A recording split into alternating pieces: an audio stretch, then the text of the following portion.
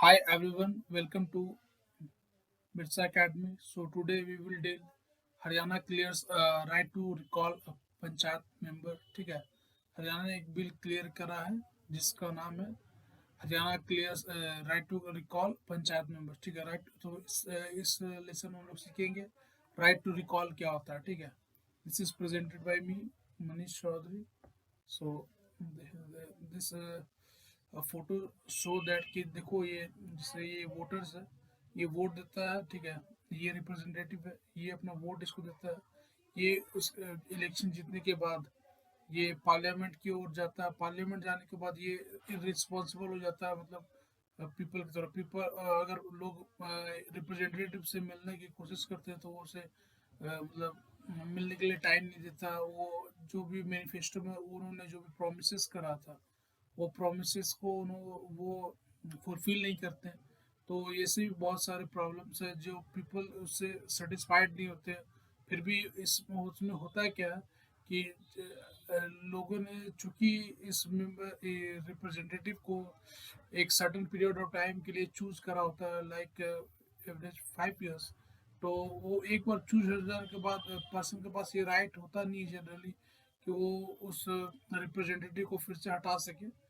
तो right to recall basically यही होता है कि जब एक इलेक्टो जब एक पर्सन है, अगर वो किसी भी रिप्रेजेंटेटिव को इलेक्ट करता तो वो रिप्रेजेंटेटिव है वो पीपल के और अकाउंटेबल रहे. जो उन्होंने जो भी मैनिफेस्टो में जो भी वादा करा था वो उससे पूरा करे और पीपल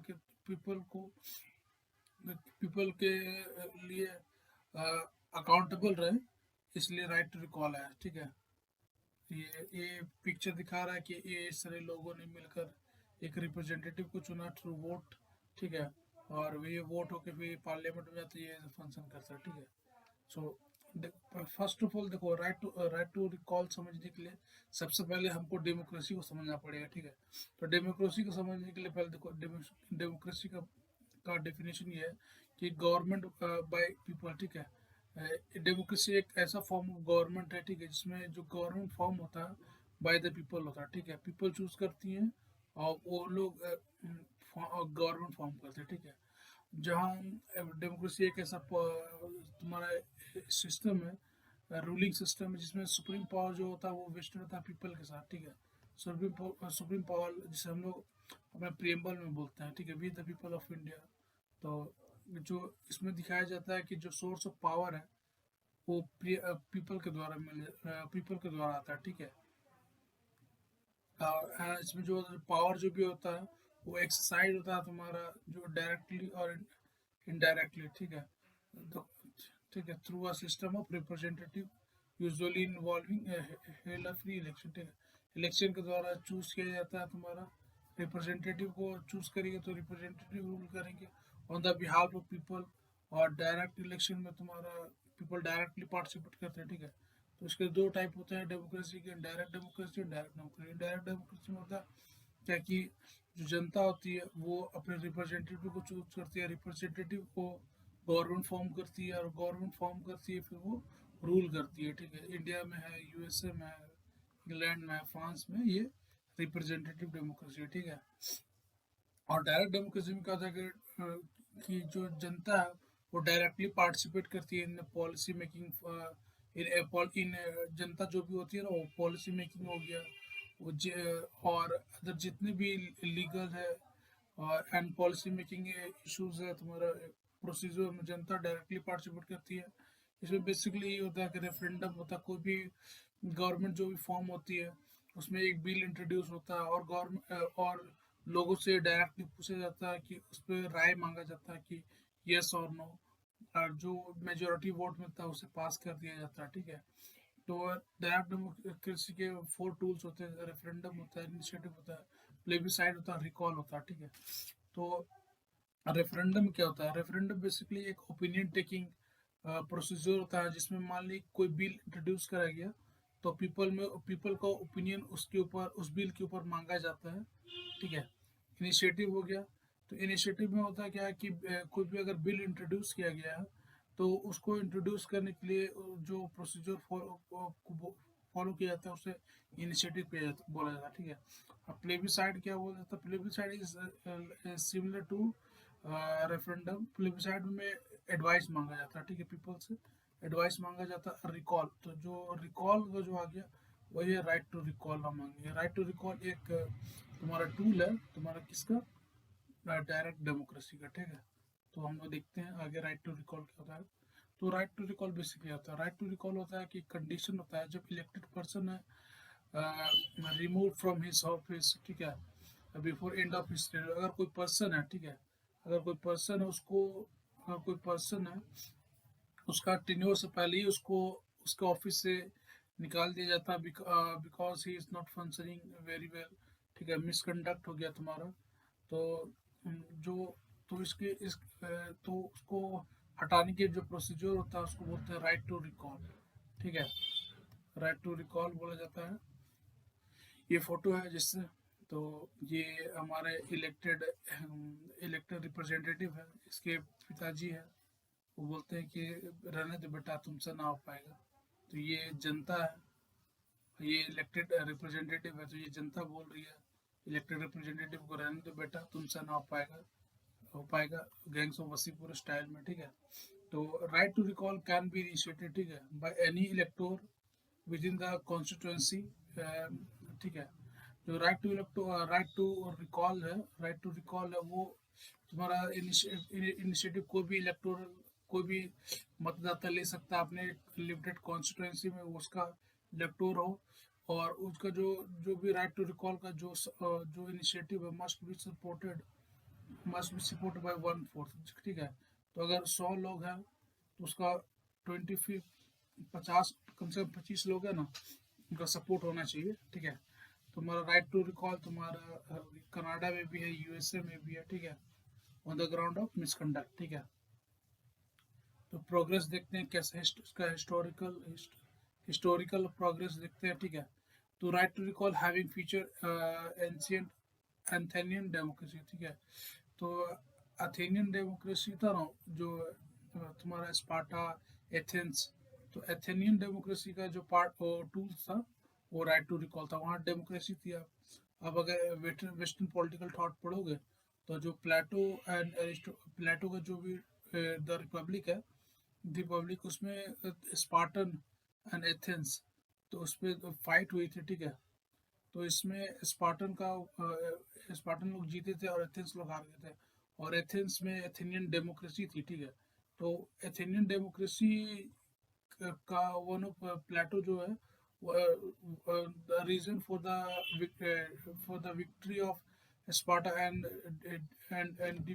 डिफीटेड, और जो एथेन जो डिफीट हो गया था वॉर में, उसका रीजन बेसिकली डेमोक्रेसी को माना गया था एज पर प्लेटो, ठीक है। तो प्लेटो बोलता है, इसीलिए वो डेमोक्रेसी का बहुत ही बड़ा क्रिटिक था प्लेटो, उस समय एथेनियन डेमोक्रेसी पाई जाती थी, ठीक है। तो राइट टू रिकॉल वही उसी का एथेनियन डेमोक्रेसी का पार्ट था। तो इंडिया में हम देखते हैं राइट टू रिकॉल, ठीक है। नोट न्यू जो तुम्हारा राइट टू रिकॉल जो है वो इंडिया एक नया कंसेप्ट नहीं है, ठीक है।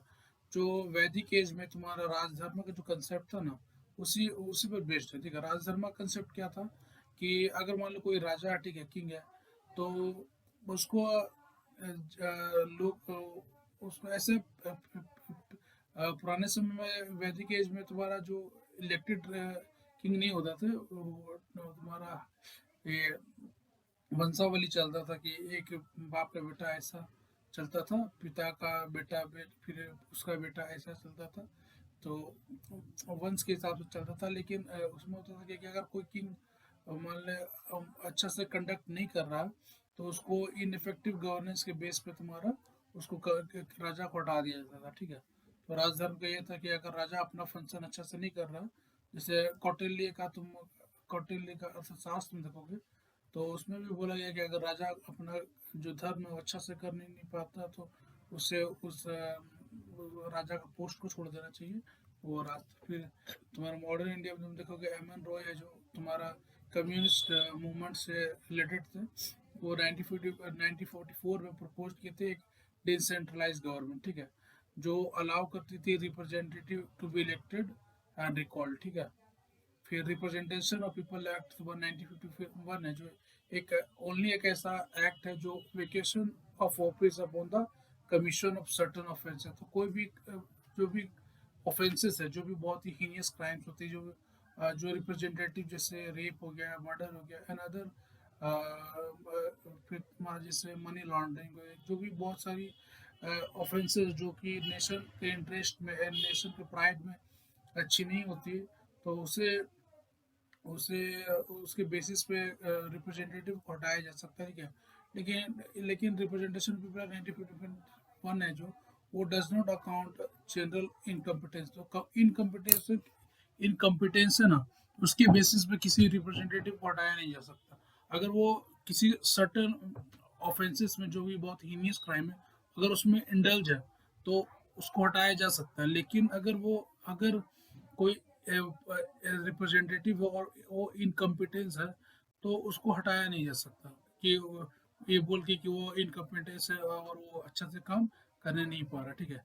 तो लोकसभा का जो स्पीकर थे सोमनाथ चटर्जी, ठीक है, वो उन्होंने मतलब बहुत ही जोर करा था to introduce system of right to recall, ठीक है, टू किसके, to ensure accountability of representative, ठीक है। Right to recall also exist at local bodies, ठीक है, इन मध्य प्रदेश, बिहार एंड छत्तीसगढ़, ठीक है।